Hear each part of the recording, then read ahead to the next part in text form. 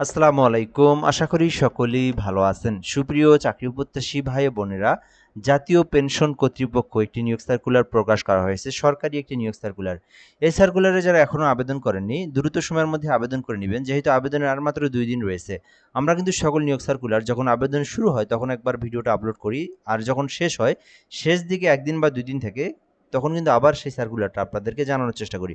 যারা এখনো আবেদন করেননি অবশ্যই ২ দিনের মধ্যে আবেদন করবেন। সরকারি নিয়োগ সার্কুলার জাতীয় পেনশন কর্তৃপক্ষ অর্থ বিভাগের রাজস্ব খাত ব্যতীত একটি নিয়োগ সার্কুলার, অর্থাৎ সরকারি স্থায়ী পার্মানেন্ট একটি জব। এরপরে বলা হয়েছে এই সার্কুলারে বাংলাদেশের প্রকৃত স্থায়ী নাগরিকরা আবেদন করতে পারবেন। মানে বাংলাদেশের যে কোনো জেলার যে কোনো প্রার্থী যে কেউ চাইলে ছেলে মেয়ে উভয় প্রার্থীরাই কিন্তু আবেদন করতে পারবেন এবং অনলাইনের মাধ্যমে এই আবেদনটা করতে হবে। এখানে লিঙ্ক দেখতে পাচ্ছেন, এই লিঙ্কে প্রবেশ করে আপনাকে এই আবেদনটা করতে হবে। আশা করি আপনারা এই বিষয়গুলো সম্পর্কে অবগত হয়েছেন। তো এখানে কিন্তু সকল জিনিসগুলোই দেওয়া রয়েছে, যেখানে পদের নাম, বয়স, পদের সংখ্যা, শিক্ষাগত যোগ্যতা। আপনার যে শিক্ষাগত যোগ্যতা রয়েছে সে অনুযায়ী আপনি কোন পোস্টে আবেদন করবেন এই বিষয়গুলো দেখলেই জেনে নিতে পারবেন। তার আগে আমি আপনাদেরকে গুরুত্বপূর্ণ একটি বিষয় বলে রাখি, যারা আমাদের ভিডিওটা ইউটিউব থেকে দেখতেছেন, আমাদের ইউটিউব চ্যানেলের নাম এম আর রাইহান হাসান। এই চ্যানেলের মধ্যে থেকে যারা দেখতেছেন, যদি আপনি নতুন হয়ে থাকেন অবশ্যই সাবস্ক্রাইব করে রাখবেন। আর ফেসবুকের মাধ্যমে দেখে থাকলে পেজটি অবশ্যই ফলো করে রাখবেন। বাংলাদেশের সকল সরকারি নিয়োগ সার্কুলারগুলো এই ফেসবুকের মাধ্যমে জানিয়ে দেওয়া হয়। যে যেখান থেকে দেখবেন আমাদের সঙ্গে যুক্ত থাকার জন্য অনুরোধ করা হলো। এখানে বলা হয়েছে প্রথমত পদের নাম সহকারী হিসাবরক্ষণ কর্মকর্তা, একটি পদ রয়েছে। ১০ম গ্রেডে নিয়োগ দেওয়া হবে। আবেদন যারা করতে চাচ্ছেন এই পোস্টে তাদের জন্য শিক্ষাগত যোগ্যতার প্রয়োজন। যে কোনো স্বীকৃতি বিশ্ববিদ্যালয় হতে ব্যবসায় শিক্ষা শাখায় আপনাকে মিনিমাম অনার্স পাস করতে হবে, দুঃখিত মাস্টার্স পাস করতে হবে। স্নাতকোত্তর ডিগ্রি বলতে বোঝানো হয় যে মাস্টার্স পাস, অর্থাৎ যারা ডিগ্রি করেছেন, যারা ব্যবসা শাখা থেকে যারা ডিগ্রি করেছেন তাদেরকে মাস্টার্স থাকতে হবে। এখানে আরেকটা জিনিস দেওয়া রয়েছে, অথবা এই যে অর্থাৎ আপনার যদি ডিগ্রি করে থাকেন সেক্ষেত্রে আপনার যদি মাস্টার্স করা থাকে তাহলে আবেদন করতে পারবেন, অথবা ৪ বছর মেয়াদি যারা ব্যবসা শিক্ষা থেকে ৪ বছর মেয়াদী যারা অনার্স করছেন তারা আবেদন করতে পারবেন। আশা করি আপনারা এই বিষয়টা সম্পর্কে অবগত হয়েছেন। আবারও আমি সংক্ষিপ্ত করে বলে রাখি, যেহেতু এই পোস্টটি দুটি শিক্ষাগত যোগ্যতা, যারা ডিগ্রি করেছেন ৩ বছরের যারা ডিগ্রি করেছেন তাদেরকে মাস্টার্স থাকতে হবে, আর যারা ৪ বছরের অনার্স করেছেন শুধুমাত্র অনার্স পাস করে আবেদন করতে পারবেন, অবশ্যই সেটা বিজনেস শাখা থেকে। এরপরে রয়েছে নিরীক্ষক পদ রয়েছে, ১১ গ্রেডে একটি পদ রয়েছে। যারা আবেদন করতে চাচ্ছেন শিক্ষাগত যোগ্যতার প্রয়োজন, ব্যবসায় শিক্ষা শাখায় আপনাকে মাস্টার্স ডিগ্রি থাকতে হবে, অথবা আপনাকে ব্যবসা শাখায় আপনাকে মিনিমাম ৪ বছরের অনার্স কমপ্লিট করা থাকলে আপনি নিরীক্ষক পদে আবেদন করতে পারবেন।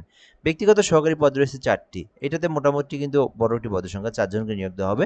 এক্ষেত্রে আবেদন করতে চাইলে আপনার শিক্ষাগত যোগ্যতা প্রয়োজন স্নাতক অথবা ডিগ্রি, অর্থাৎ আপনি যদি শুধুমাত্র অনার্স পাস করে থাকেন অথবা শুধুমাত্র ডিগ্রি পাস করে থাকেন তাহলে আপনি ব্যক্তিগত সহকারী পদে আবেদন করতে পারবেন, যেখানে ১৩ গ্রেডে নিয়োগ দেওয়া হয়েছে। হিসাব রক্ষক রয়েছে, এখানে একটি পদ রয়েছে। যারা ব্যবসা শিক্ষা শাখায় অনার্স কমপ্লিট করেছেন অথবা ডিগ্রি কমপ্লিট করেছেন তারা হিসাব রক্ষক কর্মকর্তা পদে আবেদন করতে পারবেন। এছাড়াও এখানে দেখবেন অফিস সহকারী কাম কম্পিউটার মুদ্রাক্ষরিক পদ রয়েছে, ১৬ গ্রেডে ৪টি পদ রয়েছে। যারা আবেদন করতে চাচ্ছেন তাদেরকে শিক্ষাগত যোগ্যতা থাকার প্রয়োজন উচ্চ মাধ্যমিক সার্টিফিকেট, অর্থাৎ এইচএসসি পাস।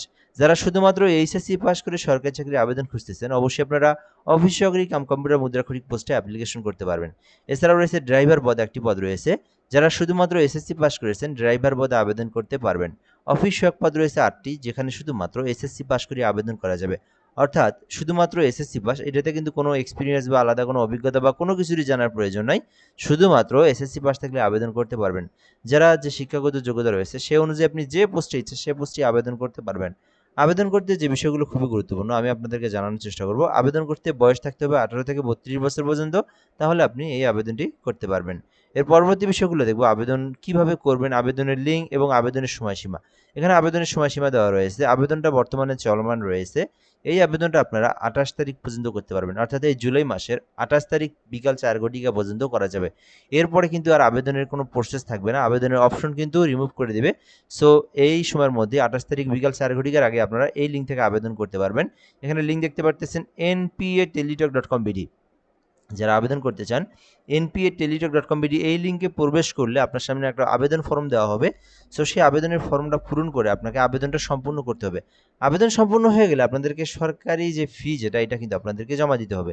তো এখানে বলা হয়েছে কেউ যদি ১ নম্বর কর্মীকের মধ্যে আবেদন করে থাকেন তাকে ২২৩ টাকা সরকারি ফি জমা দিতে হবে, এবং কেউ যদি ২ নম্বর কর্মীকে আবেদন করে থাকেন তাকে ১৬৮ টাকা সরকারি ফি জমা দিতে হবে, এবং কেউ যদি ৩ থেকে ৬ নম্বরের মধ্যে যে কোনো পদে আবেদন করে থাকে তাকে ১১২ টাকা, এবং নিচে যে অফিসিয়াল পদ দেখলেন এটাতে ৫৬ টাকা দিয়েই আপনার পেমেন্টটা আপনি কমপ্লিট করতে পারবেন। এবং পেমেন্টটা কমপ্লিট করার প্রসেসটা বলে দিচ্ছি, এনপিএ স্পেস ইউজার আইডি 163 নাম্বারে সেন্ড করবেন। পরবর্তী নাম্বারে এই নাম্বারে সেন্ড করলে আপনার কিন্তু পেমেন্ট সম্পূর্ণ হয়ে যাবে। সো যাই হোক, আশা করি আপনারা বিষয়টা বুঝতে পেরেছেন। যারা এখনো আবেদন করেন নাই, অবশ্যই 28 তারিখ বিকাল 4 ঘটিকার আগেই এই আবেদনটা করে নিবেন। এটা হচ্ছে জাতীয় পেনশন কর্তৃপক্ষের একটি নিয়োগ সার্কুলার। আর যারা নিজেরা আবেদন করতে পারেন না, আমাদের মাধ্যমে আবেদন করে নিতে পারবেন। সেক্ষেত্রে আপনারা কমেন্ট করতে পারেন। কমেন্টের রিপ্লাই দিয়ে আপনাদেরকে হোয়াটসঅ্যাপ নাম্বার দেওয়া হবে, ওই নাম্বারে যোগাযোগ করে আবেদন করে নিতে পারবেন। ভিডিওটা এই পর্যন্তই। ধন্যবাদ। ভালো থাকবেন। আসসালামু আলাইকুম।